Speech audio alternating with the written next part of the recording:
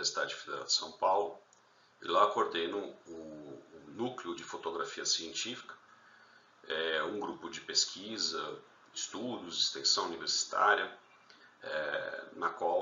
no qual a gente tem uma preocupação com relação a elementos de alfabetização imagética, produção fotográfica científica de maneira geral, alfabetização midiática, informacional. E eu venho aqui agradecer os organizadores do primeiro CEAR-Bio 10, o Simpósio de Escrita Acadêmica das Revistas da Bio 10 Online, pelo convite para conversar com vocês, apresentar alguns elementos da minha pesquisa, dados que nós conseguimos levantar sobre a produção fotográfica para textos científicos.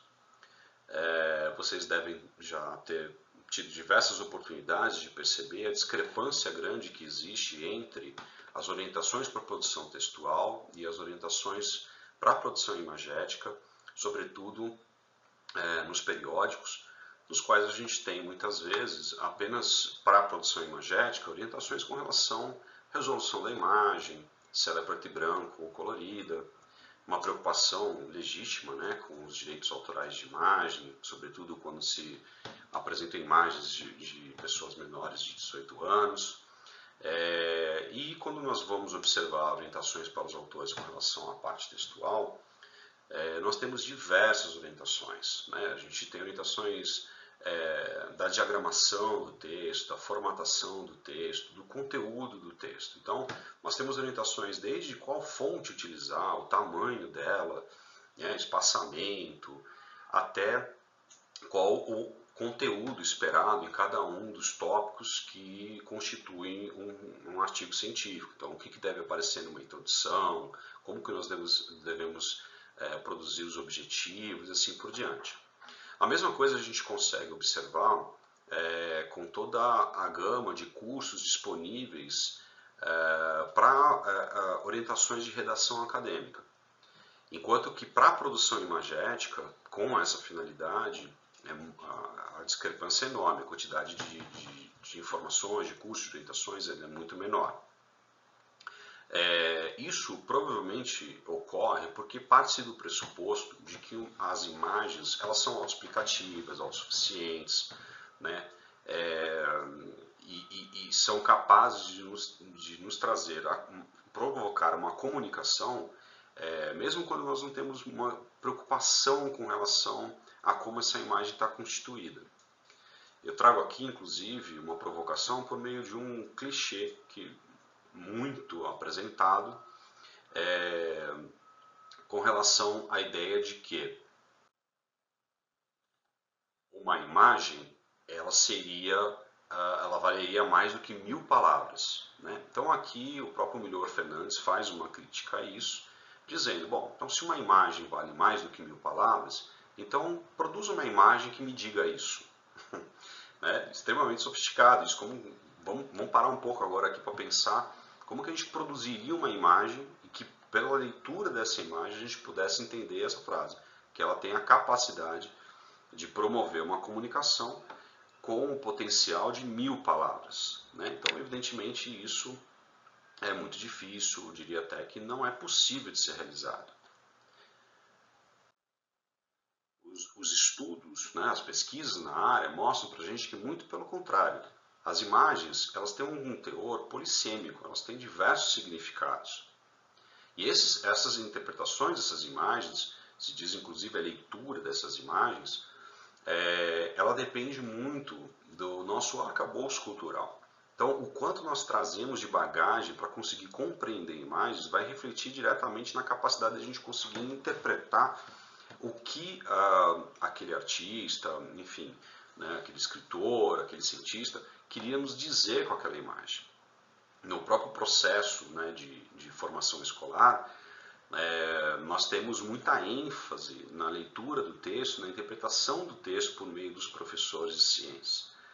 Mas dificilmente nós temos elementos à nossa disposição nas aulas, ou mesmo nos manuais para professores, de como observar aquelas imagens, o que nós deveríamos atentar para aquelas imagens, ou mesmo por parte da produção daquelas imagens, por meio dos autores, das editoras, né, que tipo de preocupação, né, eles têm com relação àquele conteúdo que está ali disposto nos livros.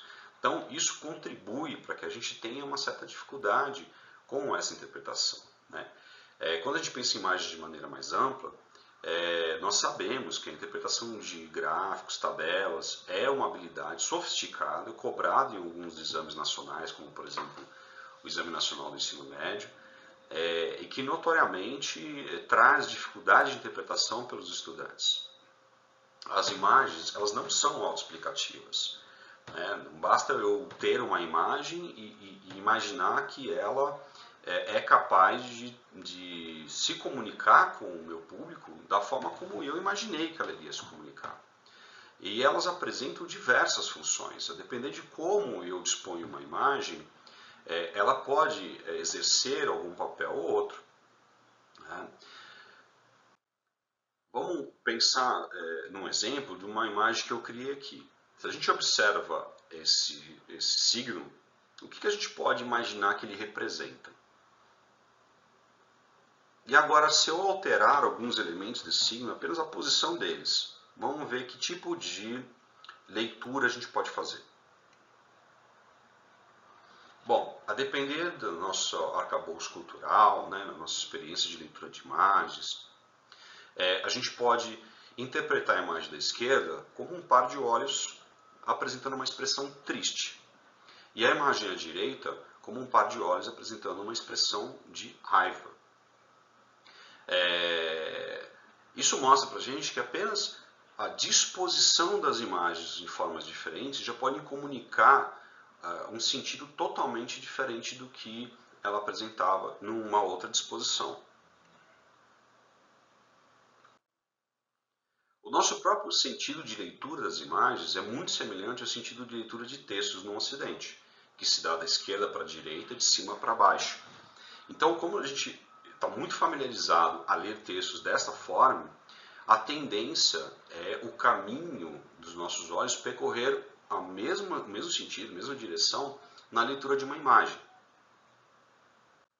Isso foi investigado nesse trabalho, né, no qual nós temos uma imagem muito conhecida, a Mona Lisa do Leonardo da Vinci. Inicialmente eu quero mostrar essa imagem, apenas tentem sentir o que vocês, qual tipo de fruição que vocês têm olhando essa imagem em comparação com a que eu vou mostrar agora na sequência. Vocês sentem alguma mudança na leitura dessa imagem, algum tipo de desconforto ou não, né? Essa imagem espelhada da imagem original.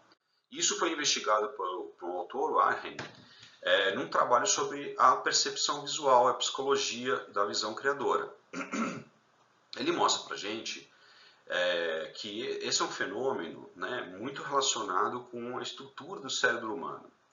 O nosso córtex cerebral esquerdo, ele tem uma disposição de um certo desenvolvimento para relação com a escrita e a leitura, de modo que a gente sentiria um conforto maior observando e lendo imagens que tem esse sentido da esquerda para a direita. Quando a gente pega essa imagem e altera o sentido dela, o sentido da leitura deveria ser realizado da direita para a esquerda, isso nos traria alguma sensação de desconforto. Então vejam que isso também influencia como eu vou observar essa imagem. Nós também temos que ter um cuidado com relação à produção de concepções alternativas.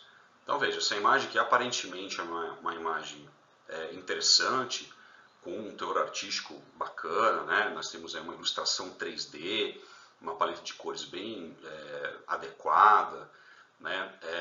Uma imagem agradável de ser vista, mas que traz uma concepção absolutamente inadequada, na qual um observador, né, iniciante dentro da área das ciências da natureza poderia imaginar que o DNA, né, isso se ele conseguir fazer essa interpretação de que o que está sendo pego por essa pinça é uma parte, né, de uma das fitas de DNA, essa molécula poderia ser capaz de ser manipulada por uma pinça, né, segurada por uma mão humana.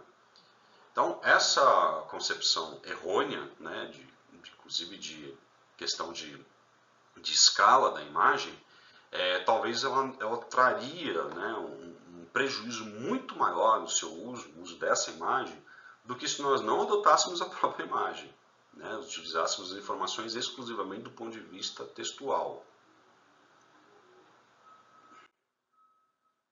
Bom, outro autor, o John Stone, publica um trabalho super conhecido, né, uma referência para a área, em 2004, no qual ele nos mostra que, por exemplo, a química ela é uma ciência no qual o seu processo de comunicação, de ensino, de aprendizagem é muito fundamentado num tripé. Então, as informações elas seriam apresentadas de forma representacional, e aí se incluem os símbolos, as formas, equações, gráficos, principalmente porque o objeto de estudo da química se concentra num universo submicroscópico que não pode ser observado, né, visualizado. Então, a comunicação desses elementos da química precisa ser realizada de forma simbólica. A química também ela pode ser apresentada, a comunicação na química, por meio dos seus elementos macroscópicos. Então a gente também visualiza evidências de uma transformação química, uma reação que produz gás, por exemplo, mudança de cor, né, ou mesmo algum dado que nós podemos retirar por observação de instrumentos macroscópicos, né, alteração da temperatura de uma solução, de um meio reacional por mudança, né, da coluna de um termômetro. E ela também, né, a química também ela é baseada, né, a comunicação química é baseada em elementos submicroscópicos. E aí, obrigatoriamente, a gente cai dentro dos elementos dos modelos mentais, porque estamos falando ali de estruturas, como eu já mencionei, que não podem ser visualizadas. Então, aí teríamos átomos, moléculas, íons, né, todo esse universo na ordem de grandeza do Angstrom. Então, por exemplo, aqui temos uma representação de uma reação química famosa, conhecida, né, o processo da fotossíntese, na qual nós somos obrigados a utilizar esses elementos simbólicos, letras e números, né, para a gente poder, e seta, para a gente poder representar o processo. Então, isso já traz uma barreira significativa para o aprendizado, porque os estudantes têm que estar familiarizados com essa interpretação, né, dessa semiótica química, para que possa compreender o que a gente está tentando comunicar.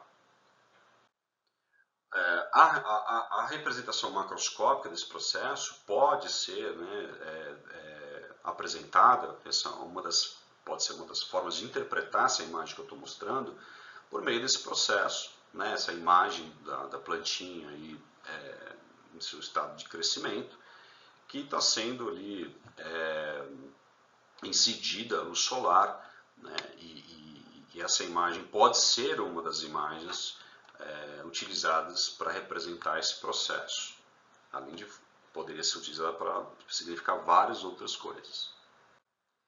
E aqui, dentro de uma tentativa de se aproximar do universo microscópico, uma representação, uma imagem de microscopia de varredura eletrônica, na qual nós temos ali, né, uma estrutura celular, que é o cloroplasto.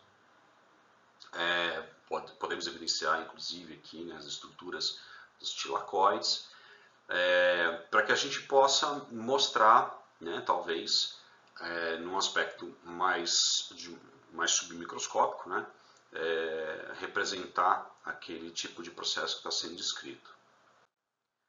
Bom, nós temos um outro trabalho também, referência na área, um trabalho de 2002, de Perales e Jimenez, no qual eles fazem uma análise das imagens de livros didáticos. Essa análise, por meio dessa análise, eles chegaram à seguinte conclusão. Basicamente, nós temos três funções para as imagens nesses livros. Primeiro, a função decorativa, né, que ela simplesmente está lá, a imagem, para despertar o interesse dos leitores. A tal da imagem meramente ilustrativa. Mas as imagens ainda podem cumprir o papel descritivo, então descrever situações e com isso estimulando, né, o desenvolvimento de modelos mentais, e a função explicativa, que ela evidentemente facilitaria a compreensão do conteúdo, de um fenômeno. Como exemplos, eu trago aqui uma imagem que ela pode cumprir o papel decorativo, né? A imagem de um saleiro com um sal derramado em cima de uma superfície que provavelmente é uma mesa. É uma imagem esteticamente bonita, com uma qualidade artística. Quem fez a imagem teve uma preocupação com a composição dela. É uma imagem com uma baixa profundidade de campo, então o fundo fica borrado, que é algo desejável para uma fotografia. E que traz ali uma disposição dos elementos de forma agradável, né? Agora, essa imagem, ela pouco pode nos ajudar em muitas partes do processo de ensino da química, né? Ela não nos traz muito mais informação que possa nos agregar alguma coisa para compreender, por exemplo, o estudo das funções inorgânicas dos sais. Já nessa imagem descritiva, que pode cumprir o papel descritivo, que ela é muito semelhante à imagem anterior, inclusive em composição, continuamos tendo a baixa profundidade de campo, uma composição esteticamente interessante, né? O sal sobre uma superfície de madeira, isso traz elementos até com uma composição de cores ali bonita. Mas que traz um diferencial da imagem anterior, que é uma aproximação da imagem, né? Já temos uma resolução maior dessa imagem e que nos ajuda a observar que, por exemplo, o sal é constituído por grânulos, né? E isso pode ser utilizado para descrever a estrutura cristalina do NaCl.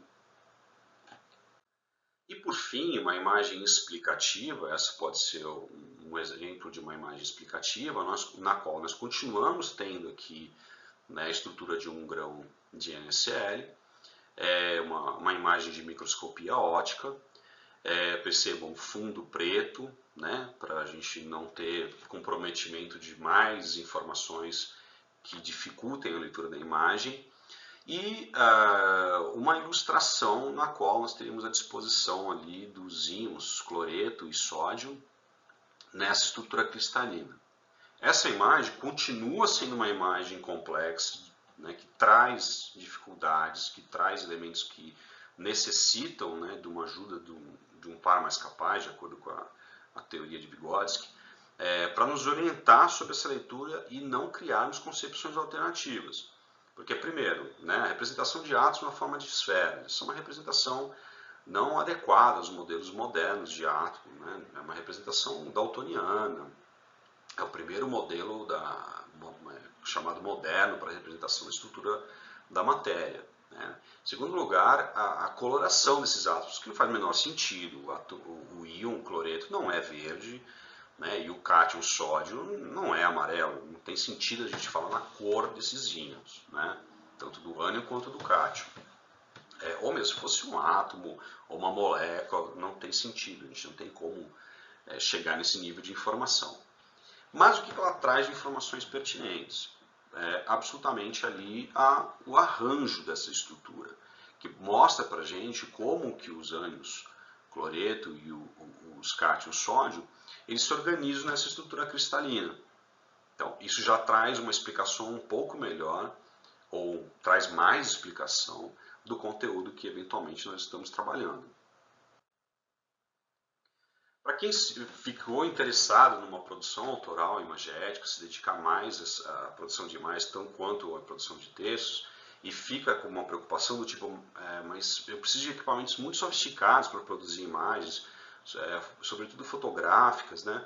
Eu trago aqui um contraponto com relação a isso. Vejam, aqui nós temos um setup de fotografia constituído por uma estrutura extremamente simples. Primeiro, a utilização de luz natural, né? Essa janela fazendo uma iluminação lateral do tema que será colocado aqui para fotografar, uma iluminação muito desejada na fotografia, né?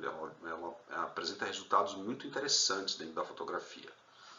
E dispensa o uso dessa luz natural, a necessidade de equipamentos de iluminação mais sofisticados. Além disso, nós temos aqui a produção de um fundo infinito por meio dessa folha de flip chart, né, extremamente barata, simples, e os resultados que a gente pode obter com isso são muito interessantes. Presa aqui por grampos, né? Podem ser presos inclusive com um prendedor de roupa, e suportados ali numa estrutura de uma cadeira ou algo semelhante. Então, vejam, a imagem que a gente pode produzir utilizando esse setup, claro, tendo, né, a câmera fotográfica para produzir isso, e hoje nós temos esse recurso de maneira muito simples, muito fácil, acessível por meio de muitos celulares. Então nós temos celulares que estão produzindo já imagens de uma qualidade muito boa, dispensando o uso inclusive das câmeras chamadas profissionais, as tais DSLR. E um dos resultados que a gente pode obter por meio de um setup como esse pode ser, por exemplo, esse, né? Talvez a macrofotografia da pata desse réptil seja difícil ser obtida por muitos celulares, mas a imagem do macroscópio, o corpo desse animal, mesmo com essas características dessas escamas, sim, a gente pode produzir. E veja, o efeito do fundo infinito branco, né, que nos traz a atenção exclusivamente para um dos temas ali apresentados, o animal, o corpo do animal ou a pata do animal. Então, esse, além de ser um aspecto estético, artístico interessante, também tem contribuições ali na leitura da imagem. Uma outra sugestão é a montagem de um mini estúdio fotográfico, muito simples, eu já fiz isso com os estudantes.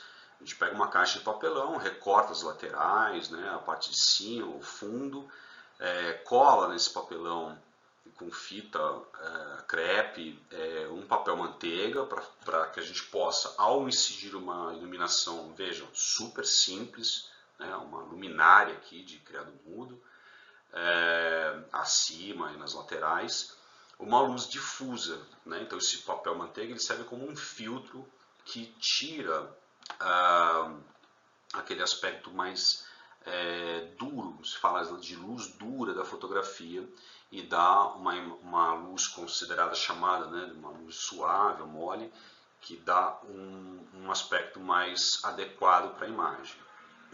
E ao mesmo tempo também é que o uso do fundo infinito, uma cartolina, simplesmente, para que a gente tenha uma limitação do número de elementos que aparece no frame, no quadro da imagem. Mas também, evidentemente, nós podemos sofisticar, né, esses processos, constituindo equipamentos. Aqui já temos um setup mais sofisticado. Isso é todo um sistema para produção de imagens por uma técnica chamada de empilhamento de foco, no qual nós temos um trilho. Sobre esse trilho temos uma base, e nessa base aqui uma massinha presa a um alfinete. Nesse alfinete está espetado aqui o tema a ser fotografado.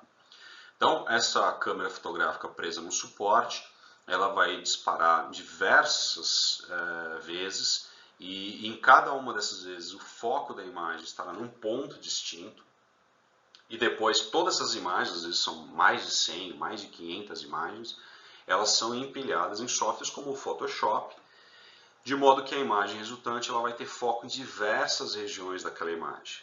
O resultado disso pode ser observado aqui nessa imagem da cabeça dessa formiga. Tá? Então vejam que a gente pode observar detalhes de toda a extensão da cabeça dela. Tá? Detalhes dos olhos, né, dessas espículas da cabeça, até textura, né, do exoesqueleto do animal. Mas de novo, né, não tenho acesso a esse tipo de equipamento, quero produzir imagens com uma qualidade melhor. Então vejam, esse exemplo que eu trago para vocês.